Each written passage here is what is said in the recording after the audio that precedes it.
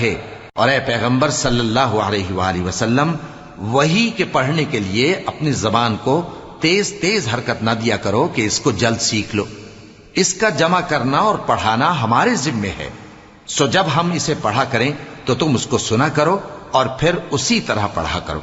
پھر اس کے معانی کا بیان بھی ہمارے ذمے ہے۔ مگر لوگو،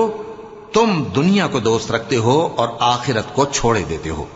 اس روز بعض چہرے رونقدار ہوں گے، اپنے پروردگار کی طرف نظر کیے ہوئے ہوں گے، اور بہت سے چہرے اس دن اداس ہوں گے، خیال کریں گے کہ ان کے ساتھ کمر توڑ معاملہ کیا جائے گا۔ ہاں، جب جان گلے تک پہنچ جائے اور لوگ کہنے لگیں اس وقت کون جھاڑ پھونک کرنے والا ہے، اور اس جاں بلب نے سمجھا کہ اب جدائی کا وقت ہے اور پنڈلی سے پنڈلی لپٹ جائے، اس دن تجھ کو اپنے پروردگار کی طرف کھینچے چلے چلنا ہے۔ پھر ایسے مغرور نے